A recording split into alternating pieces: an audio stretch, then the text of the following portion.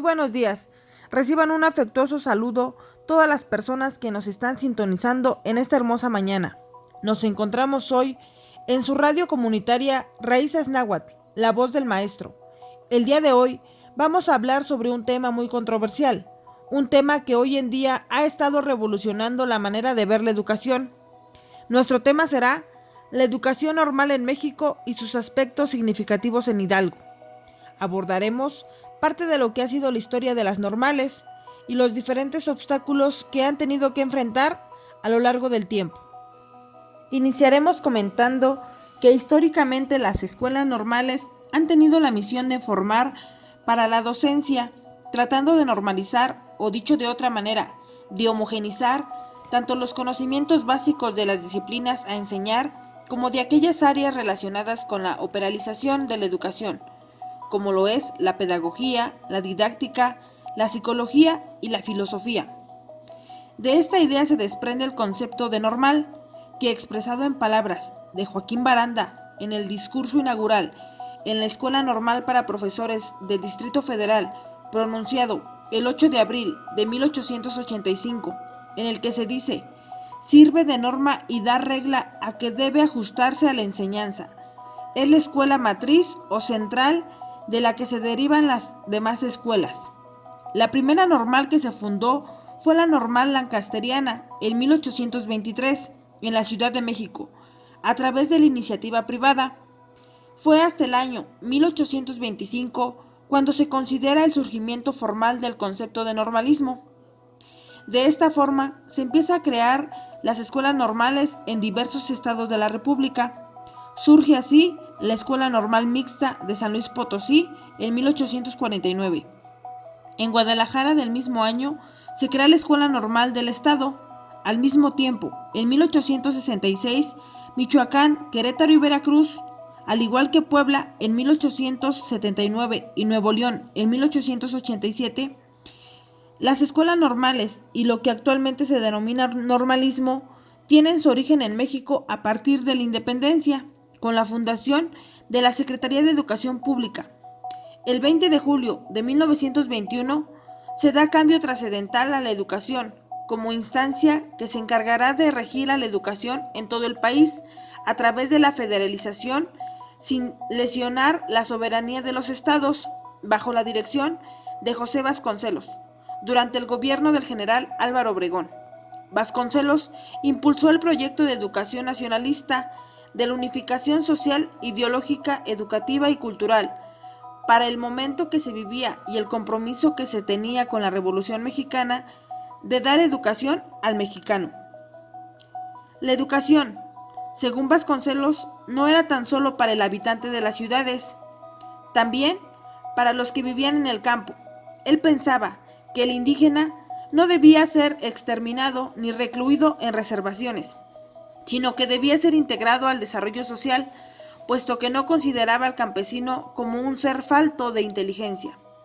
En el medio rural sobresalen las instituciones que fueron las encargadas de la instrucción en el campo: la escuela rural, las misiones culturales, las escuelas normales rurales, las escuelas regionales campesinas. Para Vasconcelos, esta estructura educativa permitía abarcar a amplias capas sociales, aunque en los hechos existía un gran abismo entre las propuestas políticas y la realidad socioeconómica, en las que pretendían implementar lo que era el instrumento como una ideología sustentada en dos objetivos fundamentales. El primero pretendía convertir al pueblo mexicano en un pueblo culto. El segundo busca lograr el mejoramiento económico mediante la formación técnica y la enseñanza de conocimientos prácticos. El trabajo del maestro rural se centraba en tres actores: niños, adultos y la comunidad. El profesor debería tener una formación con las características siguientes: saber leer, escribir y contar, tener cierto adiestramiento en el arte de enseñar, vivir en un lugar donde tenía que trabajar, enseñar por las noches a los adultos, trabajar para el mejoramiento de la comunidad en todos los aspectos y ser líderes sociales del pueblo. A principios de los años 70, la agresión de las escuelas era menor que la demanda de maestros, situación que cambió totalmente a partir de la década de los 80. y que de manera natural se controló con la implementación del nivel de licenciatura, ya que resultó menos atractiva la carrera docente que el incremento de años para cursarla. Para llegar a configurar la cantidad y variedad de escuelas normales que existen en el país, tuvieron que pasar casi 200 años, en los cuales las instituciones formadoras de docentes han evolucionado de manera tan abrupta, sino como un reflejo de condiciones y limitaciones que han experimentado a lo largo de su existencia. Es decir, se han tenido que adaptar a las necesidades académicas de quienes han incursionado a la docencia, las cuales se caracterizan por ser totalmente heterogéneas, desde aquellos maestros rurales que con tercero o cuarto de educación primaria ejercían la docencia. La primera escuela normal regional se fundó en 1922 en Tacámbaro, Michoacán, y meses más tarde la de Molango en el estado de Hidalgo. Simultáneamente a estas escuelas también se crearon las centrales agrícolas. La situación de aquella época no era de formar docentes, sino también agricultores que ayudaran a la comunidad su desarrollo y práctica de técnicas de cultivo para que las comunidades pudieran ser autosuficientes. En los años 1930 a 1934, en nuestro país hay un fuerte debate entre las fuerzas políticas e ideológicas habidas en esos momentos: el caudillismo, el callismo y su maximato, el cardenismo en contraposición al maximato y la creciente corriente socialista. Cuando en 1934 asume la presidencia de la República el general Lázaro Cárdenas del Río, la ideología socialista alcanza su apogeo. Su influencia se deja sentir en toda la organización gubernamental del país. Para el caso que nos ocupa, solamente se hará referencia a la fuerte influencia que se dejó sentir en la educación. Durante este periodo se inicia la lucha para reformar el artículo 3 constitucional, lo que se logra el 28 de noviembre de 1934, en que se aprueba y cambia radicalmente el enfoque de la educación mexicana. De igual manera, les hablaremos un poco de cómo fue el normalismo en el estado de Hidalgo. Formar profesores se fue convirtiendo en una necesidad, lo que propicia un amplio desarrollo del normalismo en cada uno de los estados que conforman nuestro país. Uno de estos casos se dio en el estado de Hidalgo, donde el profesor Teodomiro Manzano Campero inició los trámites para fundar una escuela normal, lo que consiguió el 11 de julio de 1913, cuando es expedido el decreto de su creación, siendo gobernador del estado el general Agustín Sanguínez. Si bien este no es el primer intento de crear una escuela normal en el estado de Hidalgo, sí fue el primero en contar con apoyo gubernamental para su creación.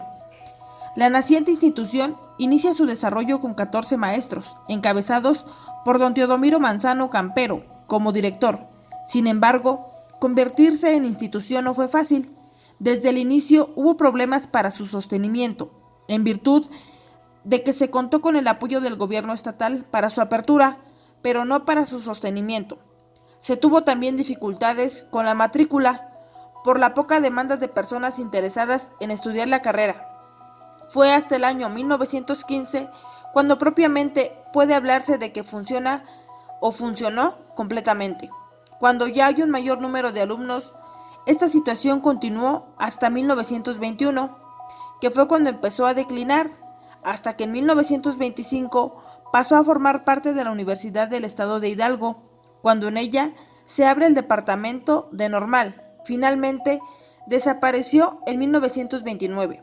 Por otro lado, el 3 de octubre de 1925, el gobierno de la República realiza la compra de la hacienda de San Antonio, el Meche, y el 15 de noviembre de 1926, con la presencia del presidente Plutarco Elías Calles e invitados como el general Álvaro Obregón y el gobernador del estado, Matías Rodríguez Melgarejo, se inaugura la Escuela Central Agrícola de Hidalgo. Esta escuela iniciaría su funcionamiento con un sistema de internado, es decir, brindaría hospedaje y alimentación a sus estudiantes, e incluso vestido y calzado, pero también tenía, como hasta en la actualidad cada estudiante, cubrir algunos requisitos, como el ser hijos de campesinos, ser mayor de 14 años y menor de 20. En lo que respecta al plan de estudios, el eje central era de labores agrícolas. En la reforma educativa de 1933, por acuerdo presidencial, se fusionaron la Escuela Normal Rural Central Agrícola del Meche y la Misión Cultural de la región, y de esta manera se creó la Escuela Regional Campesina, el Meche. En el sexenio de Manuel Ávila Camacho, en 1941, existe otra transformación de las escuelas regionales campesinas, algunas en escuelas prácticas de agricultura y otras en normales rurales. Cabe mencionar que la normal rural del Meche, en sus diversas transformaciones, el internado también las tuvo. De 1927 a 1946 pasó de ser un internado mixto, hombres y mujeres, a ser de puros varones, de 1946 a 1993, y nuevamente mixto de 1993 hasta su cierre. Las normales regionales se ubicaron en zonas de mayor rezago, con la intención de convertirse en promotoras del desarrollo, no solo cultural, sino también económico. Sin ser una extinción explícita, la incorporación de estudiantes humildes y de origen rural, la organización como internado y la existencia de becas posibilitaron que este tipo de población pudiera ingresar en algunos de los planteles, aunque no tuviese ni la edad ni los estudios necesarios que pretendía la SEP. Inicialmente, cada escuela establecía su plan de estudios. Posteriormente, el plan de estudios era diseñado a nivel nacional. Contemplaba 4 semestres y 3 áreas fundamentales: prácticas de campo, oficios y pequeñas industrias, educación física y artística. A principio, el trabajo era solamente académico. Todas las materias, incluyendo las prácticas agrícolas, eran más teóricas que prácticas. Las normales rurales sufrieron varios procesos de transformación. Entre ellas, el experimento que más éxito tuvo en el campo de la educación rural en la década de 1930 a 1940 fue sin duda la creación de las escuelas regionales campesinas, en tanto que fue la única rama de la educación en la que se obtuvieron resultados muy cercanos a los previstos. Las escuelas regionales campesinas surgieron de la función de las escuelas normales, las centrales agrícolas y las misiones culturales. La preparación de los estudiantes se orientaba simultáneamente a la docencia y a la formación de técnicos agrícolas. En 1941, al iniciar el gobierno de Manuel Ávila Camacho, se decretó la transformación de las escuelas regionales campesinas, partes de ellas en normales rurales y otras en escuelas prácticas de agricultura. En 1945, unificaron los planes de estudio de las normales urbanas y de las rurales, con lo que estas últimas perdieron una parte importante de la razón de ser de su existencia. En 1970, el sistema es dividido nuevamente. Se separaron los estudios de secundaria y los de normal. A unos normales rurales se les convirtió en secundarias técnicas y otras siguieron funcionando como normales. En 1984, en el marco de la reforma de la educación normal, las normales rurales se convirtieron en instituciones de educación superior, a pesar de su indudable contribución en la consolidación del sistema educativo. Cabe mencionar que a lo largo de su historia las normales rurales han enfrentado y continúan padeciendo diversas problemáticas, entre otras cosas, la creciente escasez de recursos para sostener sus inmuebles, la atención a las necesidades de los estudiantes, a pesar del desprestigio social que se han generado en su constante lucha por defender sus derechos. Por ello, resulta imperativo no solo continuar la investigación del origen, desarrollo y condición actual de las normales rurales, sino el acompañamiento solidario de quienes desde distintos frentes defienden la vigencia de este proyecto. Los estudiantes de las escuelas normales no son criminales, son jóvenes de origen rural, son pobres y merecen una oportunidad de acceder a la educación superior. Gracias.